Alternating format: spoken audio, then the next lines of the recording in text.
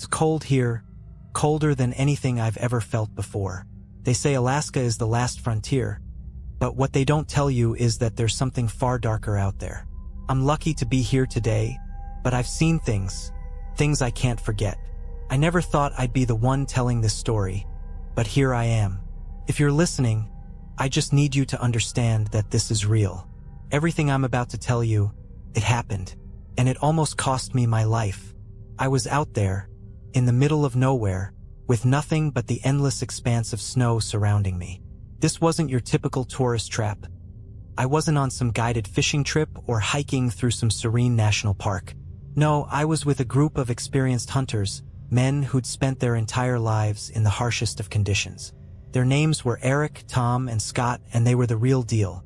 If anyone could survive the Alaskan wilderness, it was these guys. But we made a mistake. We shouldn't have gone out there. It was just supposed to be a quick hunting trip. Nothing too crazy. We'd been tracking an elusive moose for days, deep in the forests outside Anchorage. But on that third night, something felt off. We were camped in a clearing, the moon hanging like a pale ghost in the sky, and all of a sudden, I felt it. A pressure, like the air had thickened, like something unseen was watching us. I tried to ignore it at first. It wasn't like me to get paranoid, but there was a strange stillness in the air. The snow was too quiet. No rustling of wind, no chirping of birds, just the eerie silence. The others hadn't noticed yet, too focused on the fire and their stories about past hunts. But then it happened. A sound, faint at first, then growing louder. A slow, deliberate crunching of snow, like something big was moving through the woods. "Did you hear that?" I asked, my voice coming out harsher than I intended. Scott paused, his hand halfway to his beer, and his eyes darted toward the edge of the trees. Eric and Tom stopped talking too, the atmosphere shifting from casual to tense in an instant. "It's probably just a bear or a moose," Eric said, shrugging it off. But it wasn't. The sound was too methodical, too deliberate. It wasn't an animal, at least not one we were familiar with. Then we saw it. A figure, tall, thin, almost skeletal, standing at the edge of the clearing. Its silhouette was impossible to miss against the stark white of the snow, but what struck me the most was the way it moved. It was jerky, unnatural, like it was being pulled by strings, its limbs too long for its body.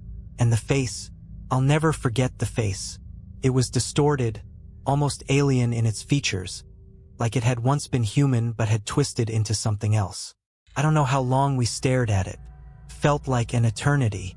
But then, as suddenly as it appeared, it disappeared back into the forest, vanishing without a sound. Tom was the first to speak. "What the hell was that?" We didn't know. It was Eric who suggested we pack up and leave. But as we gathered our things, a deep, bone-chilling howl echoed through the trees, making the hairs on the back of my neck stand on end. This wasn't the howl of a wolf or a coyote. This was something worse. Something that echoed through your chest, shaking you to your core. I've never been the type to panic, but in that moment, I felt the terror grip me. It wasn't just the howl that terrified me. It was the way everything had gone still again, as if the world itself had gone silent, waiting. That night, as we huddled together in the tents, I could hear the crunch of snow outside again.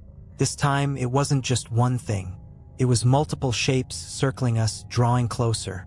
I swear I heard whispers on the wind. The voices were incomprehensible, just distorted sounds that crawled into your mind and made your thoughts run wild. Tom wanted to go out to confront whatever was out there, but I knew better. I could feel the presence. This wasn't something we could fight. It was hunting us. The next morning, we tried to leave, but our tracks had vanished. All those hours of trudging through the snow, marking our path, only to find it wiped away like we had never passed through. The forest had swallowed us whole. We weren't just lost, we were trapped. I don't know how long we were out there, but I remember the panic setting in. We hadn't seen any more figures, but that didn't matter. The feeling that something was watching, waiting, never left. Every crack of a twig, every rustle in the bushes, made our hearts skip a beat. We made it out barely. By the time we stumbled back to civilization, I was covered in frostbite, half dead from hunger and exhaustion. I never spoke to Tom or Scott again. Eric didn't make it back. They found his body a week later, in the exact spot where we'd last seen that thing. But it wasn't just his body that was found. His eyes, they were wide open, frozen in terror. But the worst part? There were no tracks leading to him. It was as if whatever had killed him had just appeared out of thin air. I don't know what we encountered out there, but I know one thing for sure. It was waiting for us. And it's still out there, somewhere in the Alaskan wilderness, waiting for the next group of fools to wander into its domain. If you ever go to Alaska, remember this story.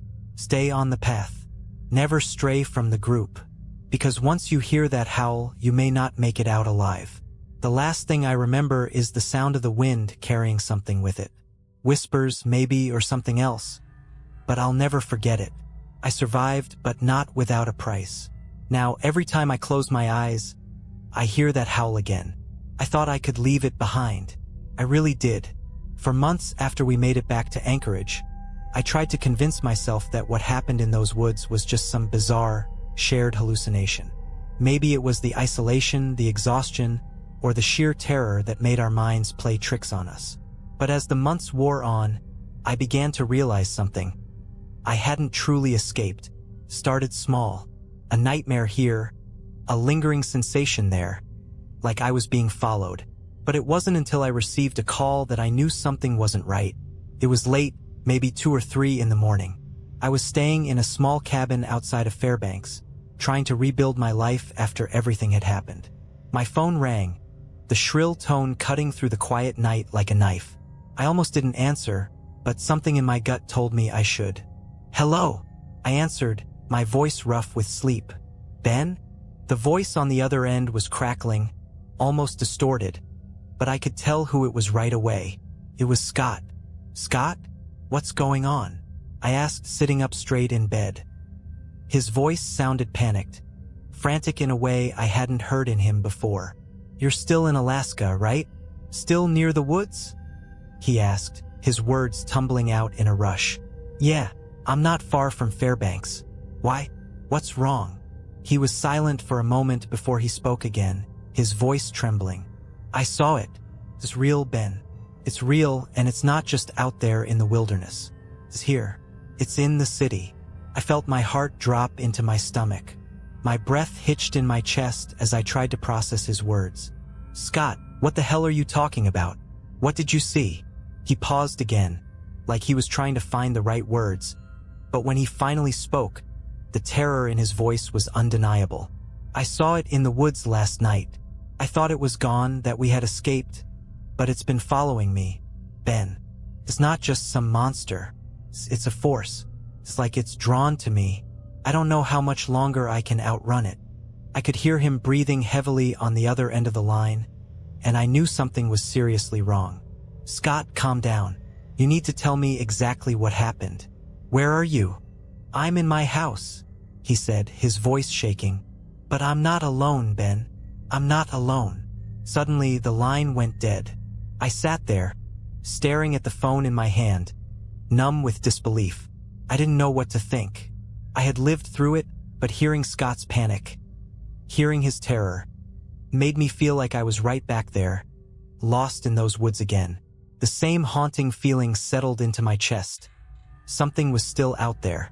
I grabbed my coat and rushed out of the cabin. I didn't know what I was going to find, but I knew I couldn't ignore it any longer. My feet barely touched the ground as I drove toward Scott's place in a daze. The snow was falling heavily, and the headlights of my truck cut through the blizzard like a knife through fog. It took me nearly 2 hours to get to his house. By the time I pulled up to the cabin, the place was dark. Too dark. No lights. No movement. I stepped out of the truck, the cold air biting into my skin, and walked to the front door. It was ajar just slightly, as if someone had left it that way in a hurry. My heart pounded in my chest as I pushed the door open, the old wood creaking under the pressure. "Scott," I called, my voice echoing in the silence. No answer. I stepped further into the cabin, the smell of stale air and something metallic filling my nostrils. As I entered the living room, I froze. The entire room was covered in deep red streaks, as if someone had painted the walls with blood. But it wasn't the blood that caught my attention. It was the figure standing in the corner of the room. It was tall, too tall, with limbs that were bent at unnatural angles.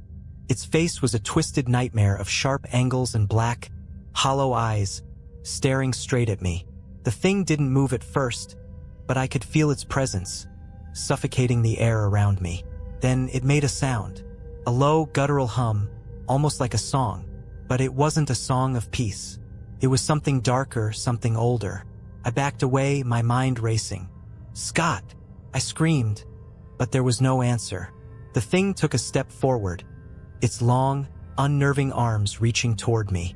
I ran, heart pounding in my chest, but as I reached the door, I turned back to see it standing there, just watching me. And then it spoke. "I'm not finished with you." The words weren't spoken aloud. They echoed in my mind, vibrating through my skull like a warning. The cold air seemed to freeze in place around me, and I knew in that moment that whatever this thing was, it was after more than just us. I ran out of the cabin, stumbling through the snow, not looking back until I reached my truck. I didn't know if Scott was alive or dead, and in some twisted way I didn't want to know. What I did know was that the creature from the woods wasn't just a thing that lived in the forest. It had followed us here. It had followed me. It's still out there somewhere waiting, and I don't think it's done with me yet. I don't know why I'm still here. I should have left. I should have packed up everything and gotten out of Alaska for good. But something, maybe it's guilt, maybe it's some twisted form of unfinished business, keeps me here. Every time I think about leaving, I hear that whisper. It's not a voice. It's the wind, but it feels like a voice. It feels like it's calling my name. It's the same voice I heard in the woods that night, the one that never left my thoughts. And I know deep down that it's still out there waiting. After what happened at Scott's cabin, I didn't go to the police. Couldn't. I didn't know what to say. How do you explain something like that to people who would never believe you? Who would laugh and dismiss it as some wild hallucination from too much time in the wilderness? So I kept it to myself, tried to move on, tried to convince myself that I was the only one left to carry the weight of what we'd seen. But then came the phone call. It was about 3 weeks later, the dead of winter. The days were short, and the nights felt endless. I was sitting in a diner in Fairbanks, nursing a cup of coffee and trying to pretend I wasn't haunted by the things I'd witnessed. The storm outside howled against the windows, but I barely noticed anymore. The storm inside me was far worse. That's when my phone rang again. I froze. It was a number I didn't recognize, but something in my gut told me to pick up. "Hello." I answered, my voice shaky, though I didn't know why. "Ben." It was Eric's voice. I hadn't heard from Eric since we'd left the wilderness. After everything that happened, he'd gone back to his family in the lower 48. He had stopped returning my calls, and I'd figured he wanted to forget about it all, just like everyone else. But here he was calling me after all this time. "Eric? What's going on?" I asked, trying to keep the panic out of my voice. Ben, I don't know how to say this, but..." Eric's voice cracked, and for the first time since I'd known him, I heard fear in his tone. It made my blood run cold. "It's back. It found me." I felt the weight of his words settle in my chest like a stone. "What are you talking about?"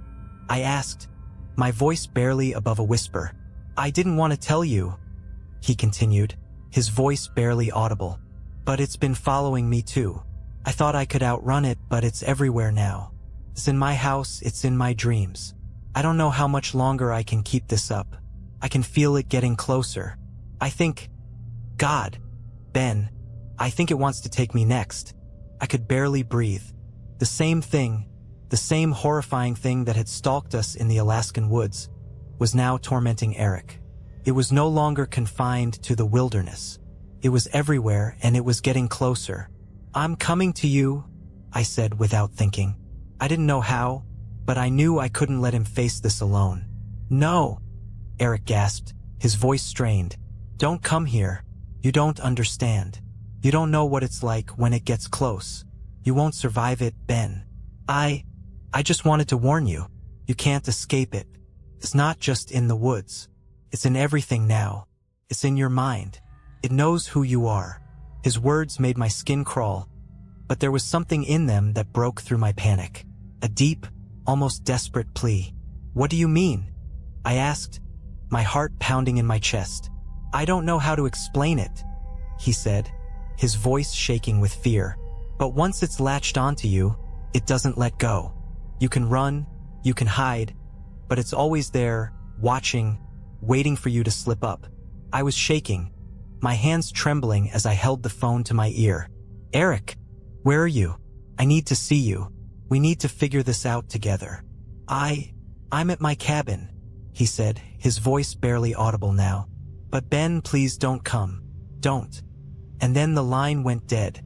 I don't know how long I sat there, staring at the phone in my hand, my mind racing. It wasn't like Eric to panic. He was one of the toughest men I'd ever met. But hearing the fear in his voice, the way he begged me not to come, it told me everything I needed to know. Whatever this thing was, it was getting worse. And it wasn't just haunting us anymore. It was feeding on our fear, and it was closing in. I didn't hesitate. I grabbed my jacket, paid the bill, and rushed out of the diner. The storm outside was worse than it had been all night, but I couldn't wait. Eric was out there, alone, and I wasn't gonna let him face this thing by himself. It took me hours to get to his cabin. By the time I arrived, the wind was howling, and snow was falling in thick, impenetrable sheets. I pulled up to the cabin, my headlights cutting through the swirling snow, but there was no sign of Eric.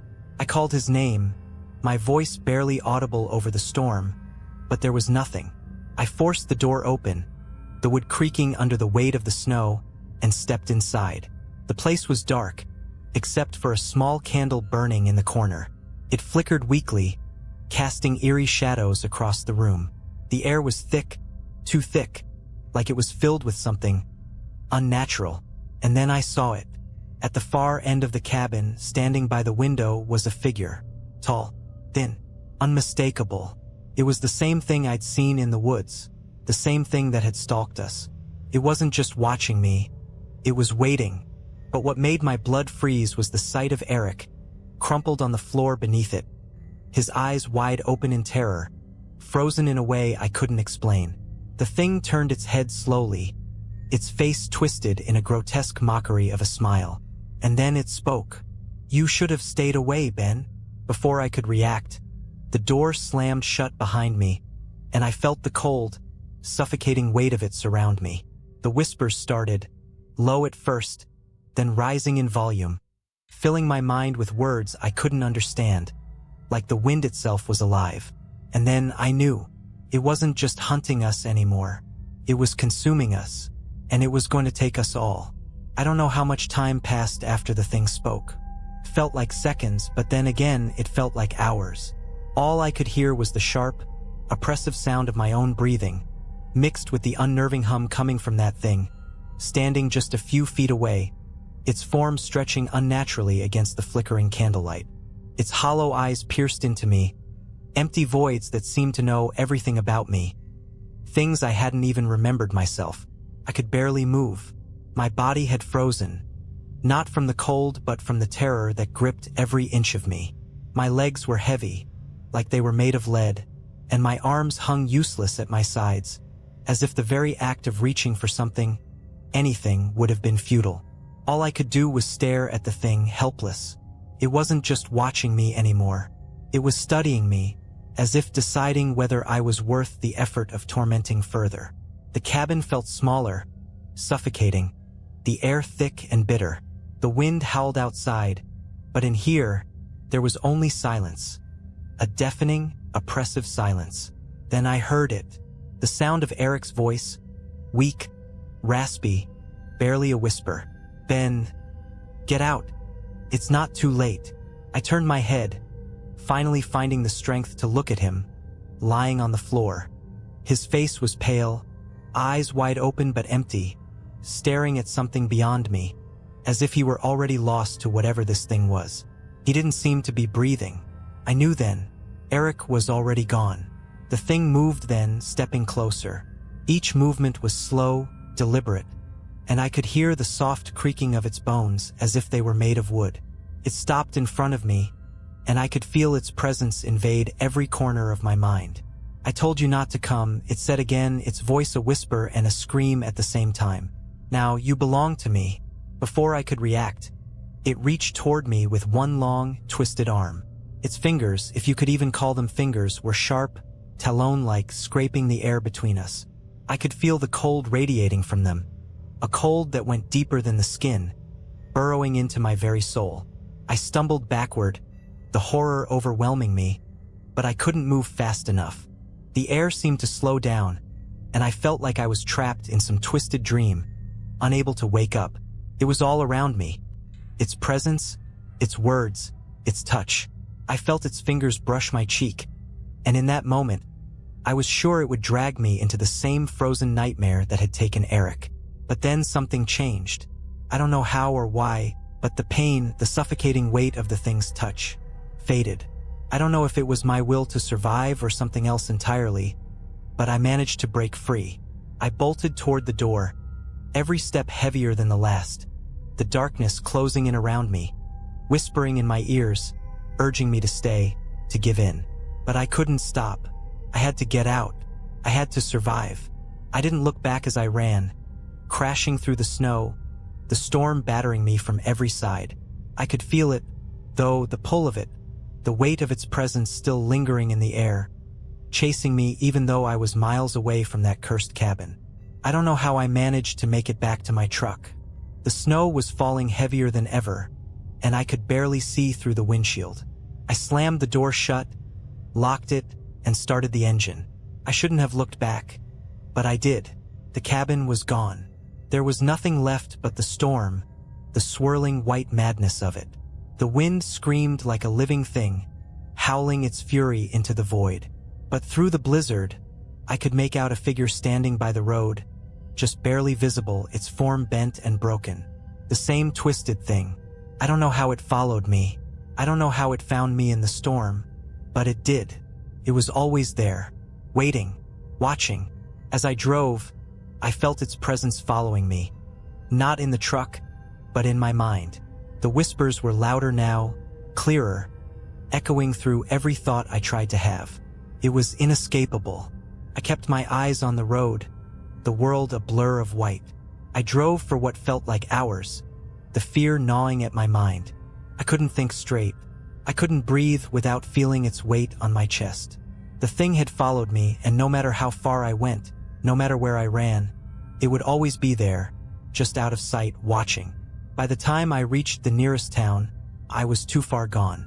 I had seen too much, felt too much, and I knew, deep in my bones, that it wasn't over. It would never be over. Not for Eric, not for me, and certainly not for anyone else foolish enough to think they could outrun it. I moved away shortly after that. I never stayed in one place for too long. I kept to the cities, the crowds, hoping the noise would drown out the whispers in my mind. But I know now. I know what I didn't understand before. The thing, whatever it was, isn't just a creature. It's not bound by the laws of nature or time. It feeds on fear, it feeds on the dark corners of your mind, and it follows you. It doesn't need to be in the woods. It can be anywhere. And that thought, it's always with me. Because no matter how far I run, it's still out there, somewhere, waiting for me. Waiting for the next person to wander too far off the path. Waiting for the next soul it can claim. And this time, I don't think I'll be able to outrun it. I wish I could say that moving away, leaving Alaska behind, somehow broke the curse. That I found peace, that the whispers faded, that I was finally free. But I wasn't. The thing, I can't even call it a creature anymore, wasn't just something confined to a specific place or time. It was like a shadow, an inescapable part of me, of my mind. I would hear it in the middle of the night, the cold air pressing against my skin even in the warmth of my new apartment. The whispers didn't just come from the dark corners of rooms anymore. They came from inside me. They twisted my thoughts until I could no longer tell where my fear ended and where it began. It started to affect my sleep, then my relationships. I couldn't keep a job. I couldn't keep a friend. How could I? When the only thing that filled my thoughts was the thing I'd seen in Alaska, the thing that haunted me with every breath I took. I tried everything. Therapy, meditation, medication. Nothing helped. Because no matter what I did, I couldn't escape it. And then, it happened again. It had been a year since I'd left Alaska, and I thought I was getting better. I was in a small town in Montana now, trying to rebuild some semblance of a life, far from the frozen wilderness that still haunted me. I was in a small apartment above a local diner, just another stranger trying to outrun his past. But the nightmares never stopped. They were getting worse. I woke up one night, drenched in sweat, the scream of the wind outside carrying the same eerie, haunting tone that had plagued me since that first night in the Alaskan wilderness. My body was trembling, but I forced myself out of bed, trying to shake off the feeling of dread that clung to me like a second skin. That's when I saw it. There was something in the corner of the room. I had no idea how it had gotten there, no idea when it had arrived. The shadows of the room seemed to twist and bend around it, as if the very air had contorted to accommodate its presence. At first, I thought it was a hallucination, the product of a mind too far gone. But then I saw it, those long, twisted limbs, the way the figure stood unnaturally tall, its silhouette unmistakable. Its face was a blur, just a mass of darkness where features should have been, but I could feel it. I could feel it staring at me, the hollow, vacant eyes, the coldness that chilled my very soul. I froze. For the first time since that night in Alaska, I couldn't move, couldn't scream. The fear was so intense, so paralyzing, that it wrapped itself around me, suffocating any thought of escape. The thing stepped closer. The floor creaked under its weight, though there was no weight to it, not really. It was like it was a part of the air itself, an entity made of darkness and frost, slowly moving toward me with a strange, purposeful slowness. Couldn't breathe. It spoke then, its voice like 1,000 whispers woven together into one soul-chilling sound. "You can't outrun me, Ben. You can't run from what you are." I could hear the words in my head, louder than the sound of the wind outside. It wasn't talking about Alaska anymore. It was talking about me. The thing had seen something in me, something it could latch onto. It had marked me long ago. I tried to back away, but my body wouldn't obey. The fear was too much. My heart was pounding in my chest like it was about to explode, but nothing happened. I couldn't move, couldn't scream. And then it reached out its hand. No, its claw, long and cold, brushing against my skin. I felt a searing, biting cold where its fingers touched me. My whole body screamed for me to pull away, to fight, but I couldn't. The moment it made contact, I felt the memories flood back. The forest, the snow, the moonlit sky, the thing in the darkness, watching us, waiting for us to make the wrong move. It wasn't just a monster, I realized. It was something older, something that existed long before the trees and the snow, before the stars and the sun. It was a presence, a force that consumed not just your body, but your mind. It fed off your fear, and it fed off the very idea of escape. But as its cold fingers gripped tighter, I did the only thing I could think to do. I fought. I didn't think about it. I didn't plan it. But I gathered every ounce of strength I had, and I pulled away. Not physically, I couldn't do that, but mentally. I fought it with every thought, every memory of what I had survived, what I had already gone through. I remembered the woods. I remembered the howling wind. I remembered Scott, Eric, the terror. And with everything I had, I reached into the darkness. I don't know how it happened. Maybe I just willed it. Maybe it was a desperate cry for survival, a last-ditch attempt to tear myself away from the abyss. But as I reached into the thing, I felt the coldness begin to recede, slowly, just for a moment. The thing in front of me flickered, like a shadow at the edge of your vision, unsure of its form, of its purpose. The moment lasted only a second, but that second was all I needed. I slammed my eyes shut and forced myself to breathe. I kept thinking of the one thing that kept me alive in Alaska: survival. When I opened my eyes again, it was gone. But I know better now. It didn't leave. It was never gone. It was just waiting, watching. The whispers never stopped. They're in my head now, swirling like the winds of Alaska. The thing is still there, in the shadows of my mind, lurking, waiting for me to slip. And one day I know it will be back. And next time I don't think I'll escape. I don't think anyone will. It's been months since that night. Months since I forced myself to believe I had driven the thing away. But I know now that it was never really gone. I thought the worst was over, but I was wrong. It's never over. The whispers have grown louder, more persistent, pushing their way into my thoughts. The thing, whatever it is, has found a way to stay inside me, like a parasite that feeds on my fear, my exhaustion, my broken mind. It's not just a shadow anymore.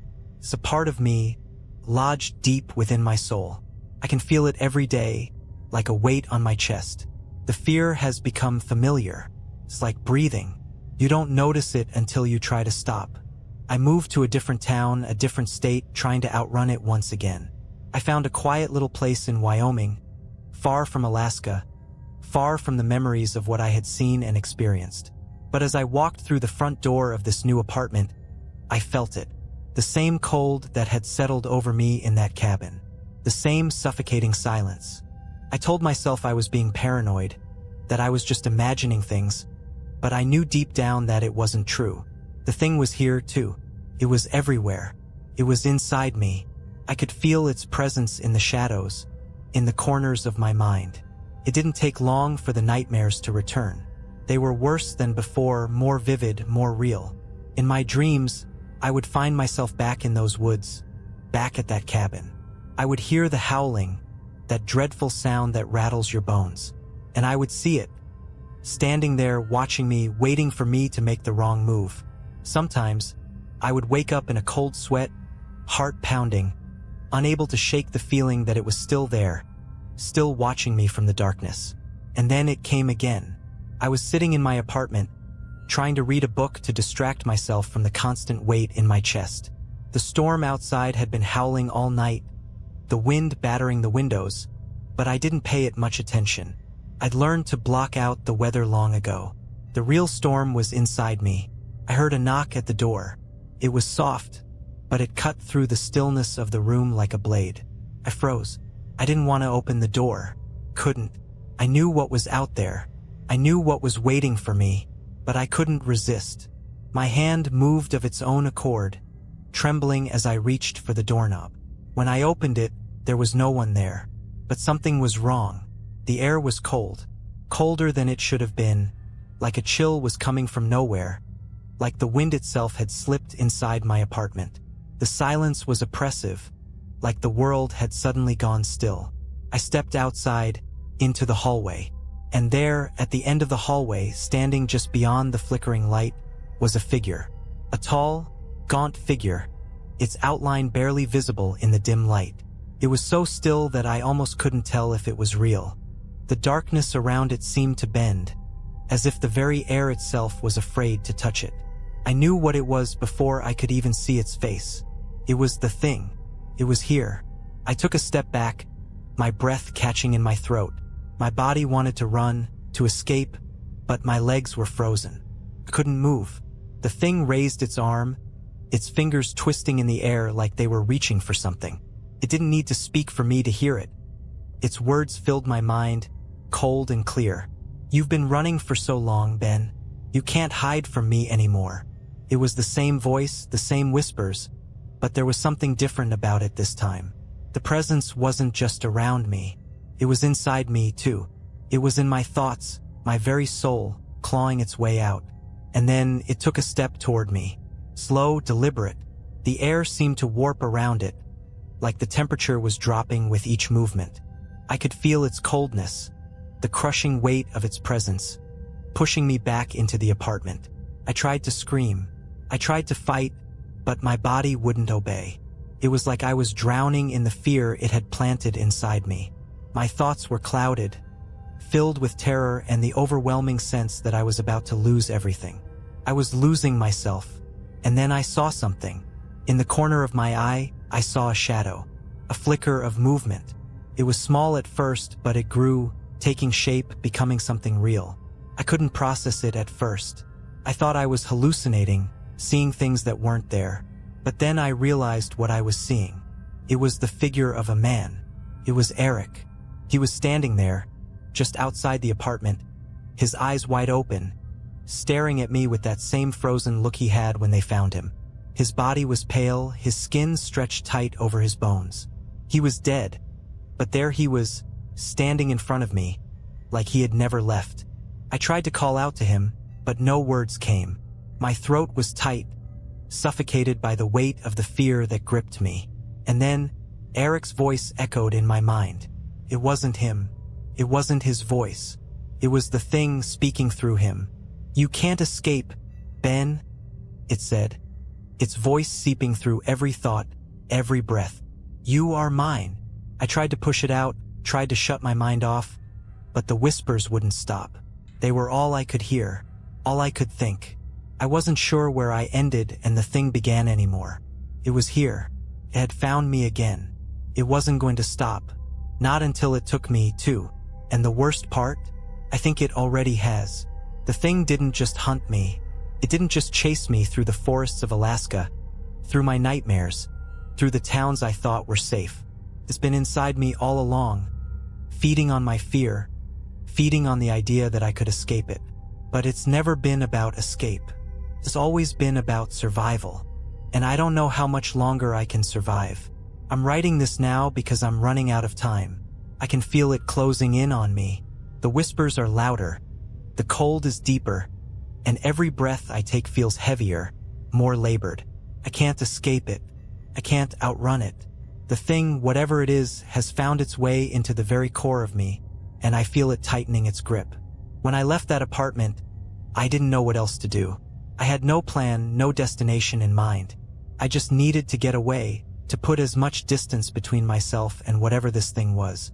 I thought if I could just outrun it, if I could just keep moving, I might get a little bit of peace. But peace doesn't exist when the thing is following you. It's like a shadow always there, no matter how far you run. It doesn't matter where I go. It knows me. It knows my fears, my thoughts, my weaknesses. I've tried to forget, tried to bury the memories of Alaska, of the cabin, of Eric and Scott. But the thing won't let me forget. It reminds me every single day. I went to a therapist trying to convince myself that it was all just trauma, a figment of my imagination. I thought maybe I was just losing my mind after everything I'd seen. But the moment I sat in that office, the thing was there, lurking in the shadows, just beyond the therapist's smile. Its cold fingers brushed against the back of my neck, and the whispers started. "You can't outrun it," it said. The therapist couldn't hear it. She just smiled, nodding, asking questions. But I couldn't focus on her words. I couldn't hear her over the sound of the whispers, the feeling of something dark, something ancient, wrapping itself tighter around me. That night, I didn't go home, couldn't go back. I couldn't stay in any place long enough to feel safe. So I drove. I didn't know where. I didn't care.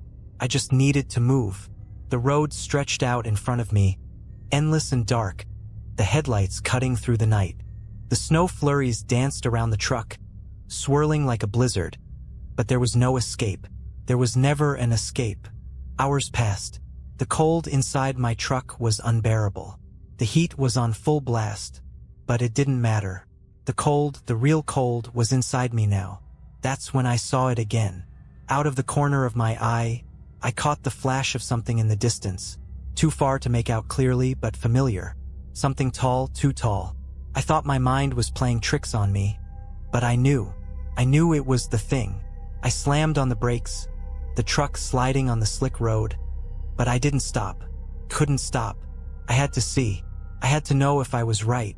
The figure was standing in the middle of the road, just staring at me. Its limbs were outstretched, its form bending in ways that made my stomach twist. Couldn't breathe. I tried to reverse, but my hands wouldn't move. My body was frozen in place, my eyes locked on the thing in the road. It stepped forward, its limbs jerking in unnatural angles, dragging itself closer to the truck. I could see its face now. Its hollow eyes stared at me, cold and vacant. Its mouth didn't move, but the whispers filled my head. "You'll never escape," it said, its voice seeping into my thoughts, making everything else fade away. "I've always been with you." I couldn't think. I couldn't even scream. My heart pounded in my chest, My hands gripped the wheel so tight my knuckles ached. The thing was so close now, I could feel its coldness crawling through the air, settling into my bones. I thought it was the end. I thought it was finally going to take me. But then, something strange happened. I wasn't sure if it was a dream or a delusion, but for a moment, I saw a flash of light, a bright, blinding light, and the thing in the road faltered, its form flickering like a broken image on a screen. It froze, just for an instant, like it wasn't sure how to respond. And then it was gone. I don't know how. I don't know why. I didn't waste a second. I floored the gas pedal and drove. I didn't stop. I didn't look back. I haven't stopped since. I'm not sure where I am anymore. I don't know where I'm going, but I can feel it. The thing is still here, still with me, lurking in my mind, waiting for me to slip. It's still out there, somewhere in the shadows. I'm not sure how much longer I can keep running. The exhaustion is starting to catch up to me. The whispers are getting louder, more insistent, and I can't escape them. But the worst part? I don't think I want to anymore. The thing isn't just a force of fear. It's a part of me now. It's inside me. It's inside my soul. It feeds on my terror, on my thoughts, on my every move. I don't think it will ever leave, and I don't think I can survive without it. I'm writing this, hoping that somehow, someone will read this, that someone will know what happened. But I fear it's too late. I fear the thing has already taken me. And if you're reading this, know one thing. It's still out there. And it's waiting. I don't know how much longer I can hold onto my mind. Writing this is the last tether I have left to reality. The thing is closer now, closer than it's ever been, and I can feel it growing stronger. The whispers are constant, the cold relentless. I can't escape it no matter how hard I try, no matter how far I run. It's always there, inside me, creeping into my thoughts. I thought that by leaving everything behind, by driving away, running away from the places that haunted me, I could start over. I could outrun it. I could find some peace. But I was wrong. The first time it truly hit me that I couldn't outrun it anymore was when I stopped. I was exhausted, my mind fractured and broken from the constant fear, the constant drive, and for the first time in months, I let myself rest. I found a small motel, a nondescript place off the highway, hoping for a few hours of sleep. The room was empty, save for the bare essentials. A single bed, a flickering lamp, and a cracked window. I didn't care. I just needed to stop, even for a moment. The air inside the room felt heavy, thick with the same suffocating cold that had followed me across the country.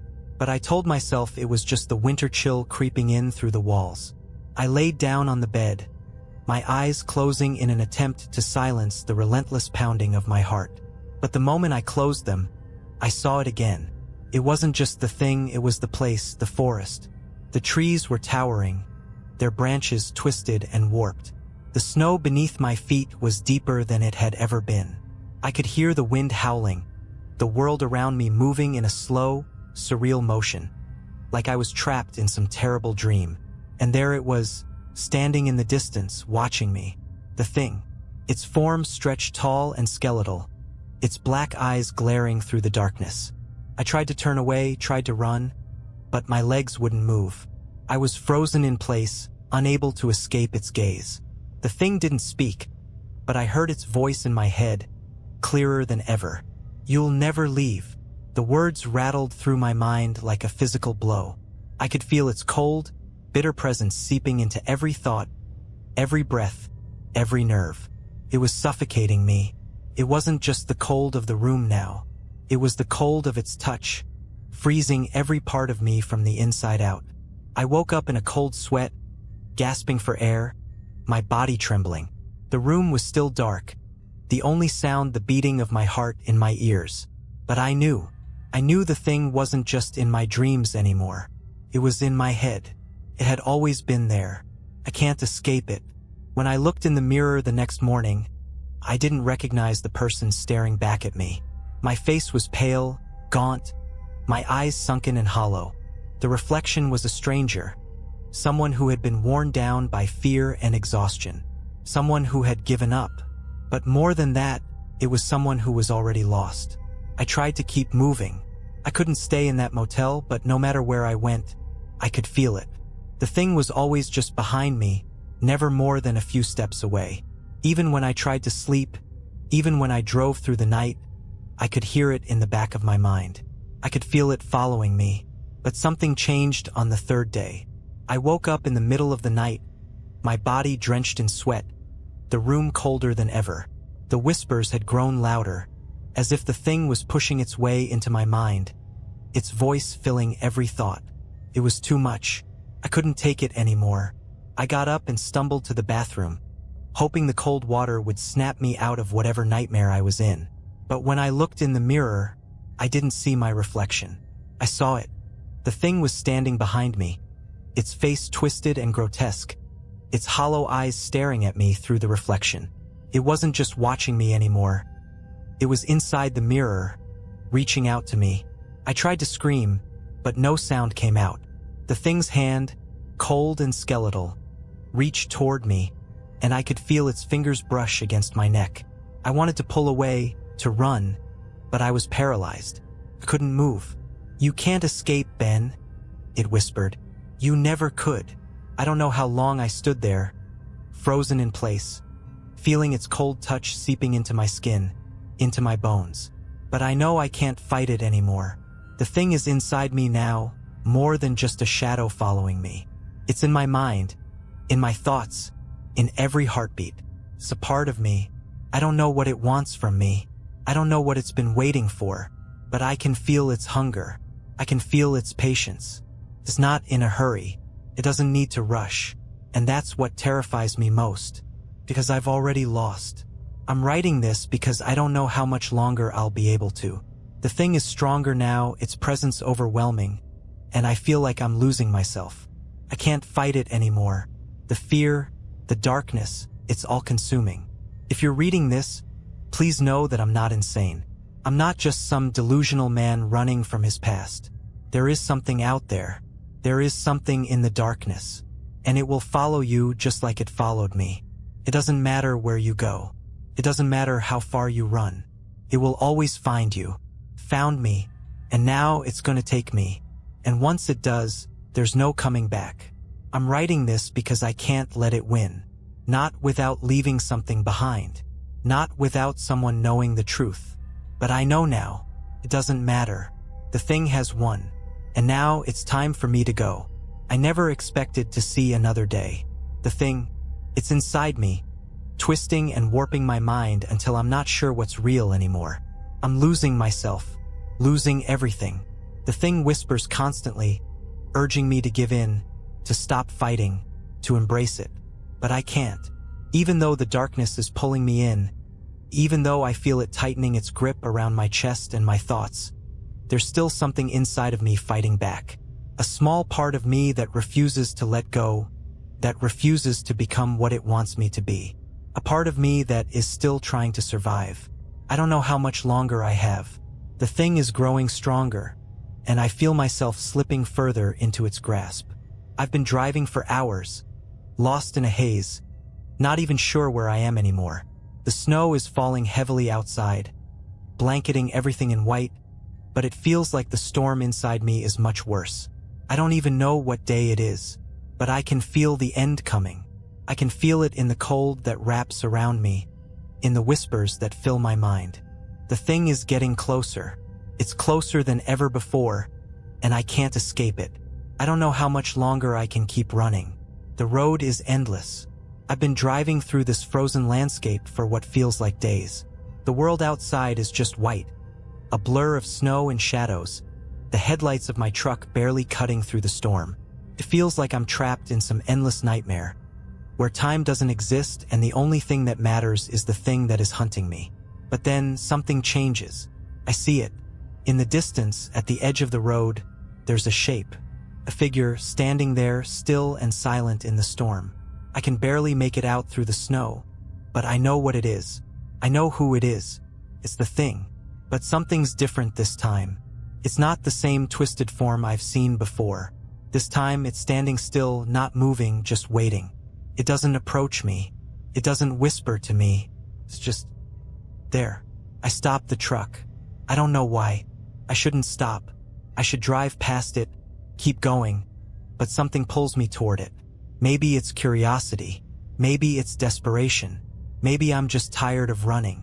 I step out of the truck, the snow biting at my skin, and I walk toward it. The storm rages around me, but the figure remains still, unmoving, as if it's waiting for me. The whispers are deafening now, echoing in my head, urging me to turn back, to leave. But I can't.